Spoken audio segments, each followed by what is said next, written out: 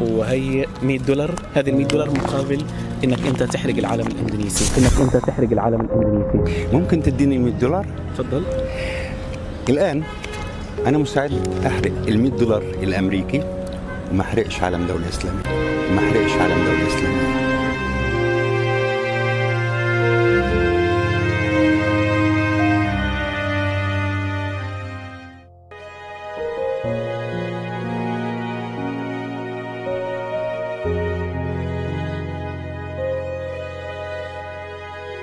الشعب الفلسطيني حبا كبيرا لدولة اندونيسيا، فهو على يقين بحجم التعاطف والدعم الرسمي والشعبي للقضية الفلسطينية.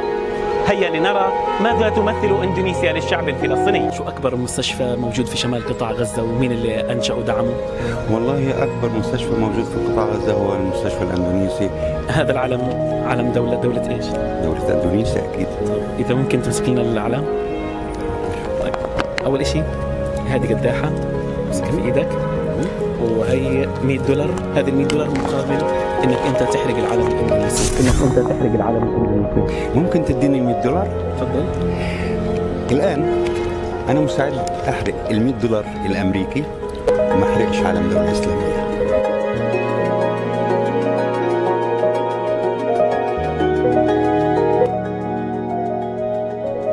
الدولة الاسلامية دي في بينها وبيننا توأمة إسلامية ما بين القدس وما بين اندونيسيا.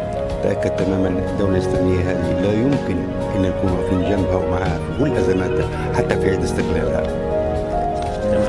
$100 الامريكي ترجع، قداحة ترجع، والعلم هذا رح نحطه بجانب العلم الفلسطيني عشان نقول فلسطين واندونيسيا أمة إسلامية واحدة.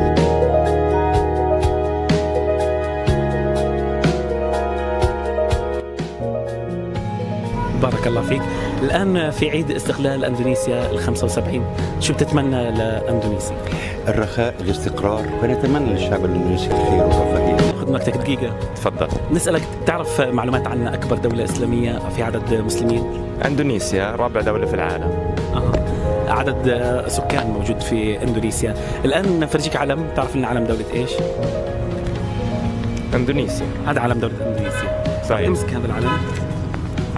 بدنا نعطيك أول شيء قداحة. تفضل. ومقابل $100 تحرق لنا العلم الإندونيسي. والله لو تجيب كنوز الدنيا، دولة إسلامية قلبا وقالبا مع الشعب الفلسطيني. يعني مش صح اللي أنت كمان بتسوينا تعمل لقاءنا أحرق علم دولة إسلامية. مش صح اللي أنت كمان بتسوينا تعمل لقاءنا أحرق علم دولة إسلامية. بارك الله فيك. كان اختبار نشوف مدى تعاطف الشعب الفلسطيني مع الشعب الاندونيسي. الشعب الاندونيسي كان تحت احتلال كما هو الشعب الفلسطيني تحت احتلال في ذكرى استقلالهم ال75. شو بتتمنى لدولة اندونيسيا؟ ان شاء الله بيظهروا وبنعموا بالامان اكثر واكثر لقدام ان شاء الله. الان اندونيسيا كانت واقعة تحت الاحتلال، بتعرفي كم يعني متى تحررت من هذا الاحتلال؟ والله تقريبا يعني امتى تحررت انا ما بعرف، بس هي كان في عندها يعني استعمار عدد من المستعمرين، وهي كافحت وناضلت لحد ما تحررت. واحنا كشعب فلسطيني احنا بنوقف مع الشعوب اللي بتسعى لانها تتحرر من الاستعمار باي نوع من انواع الاستعمار، لانه احنا شعب فلسطيني مجربين وان شاء الله بنتحرر كمان زيهم. تمام. الان هذا علم دولة، بتعرف علم دولة ايش؟ علم اندونيسيا.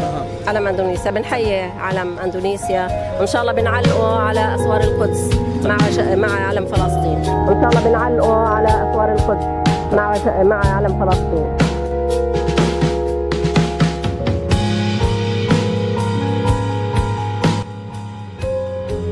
طيب خالتي، اول شيء هي في ايدك قداحة وبدنا نديك مقابل انك تحرق العلم الاندونيسي $100. لا مش ممكن، بس علم واحد انا بحرقه هو علم اسرائيل، بس علم واحد انا بحرقه هو علم اسرائيل فقط، ولا $100 ولا $1,000,000 بحرق هذا العلم. هذه دولة مسلمة، كيف انا احرق علمها؟ الان في عيد استقلالهم ال75، شو بتتمني لاندونيسيا؟ بنقول لهم بنبارك لهم استقلالهم، وان شاء الله بيكون عندهم تطور، بيكون في عندهم دائما للأفضل، يعيشوا بحياة أفضل وبرفاهية، وإن شاء الله كل الدول تتحرر. وخاصة أكبر مستشفى في شمال قطاع غزة، إيش اسم هذا المستشفى؟ المستشفى الاندونيسي شمال القطاع. تعرف ليش سموه بالمستشفى الاندونيسي؟ عشان دولة اندونيسيا هي اللي دعمته.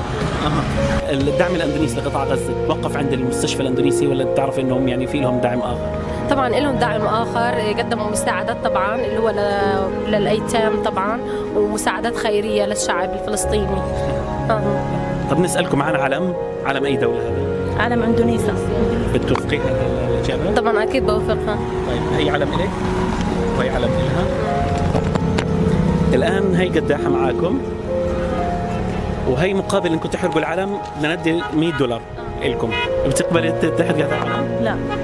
ليش؟ لأن اندونيسيا دولة مسلمة، اندونيسيا دولة مسلمة، ليش نحرق علم؟ ودعمت غزة، ليش نحرق؟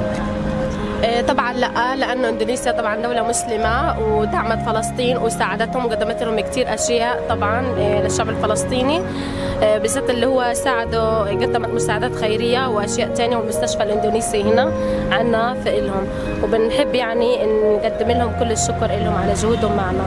شو بتتمنى لاندونيسيا من الشعب الفلسطيني؟ طبعا بتمنى لها بردك الخير، طبعا بتمنى لها ان شاء الله تتطور اكثر، يبعد عنهم الامراض، يبعد عنهم الاعداء، ويبعد عنها كورونا والاشياء هذه.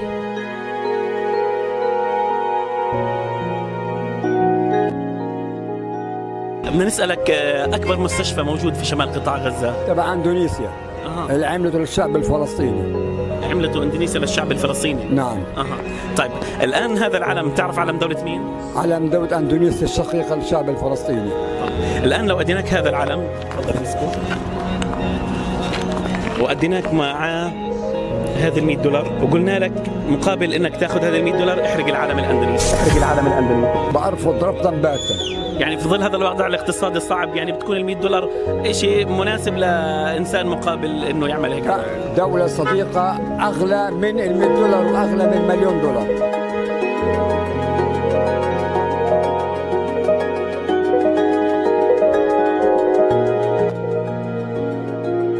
طب الآن اندونيسيا لها 75 سنة محررة من الاحتلال، في عيد الاستقلال الاندونيسي شو بتوصل رسالة لاندونيسيا وشو بتتمنى له؟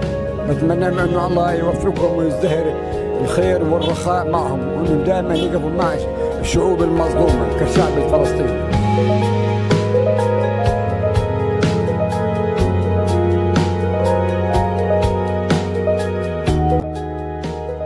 أمنيات الشعب الفلسطيني لدولة أندونيسيا ولشعبها أن تنعم بالحرية والسلام والازدهار أبد الدهر.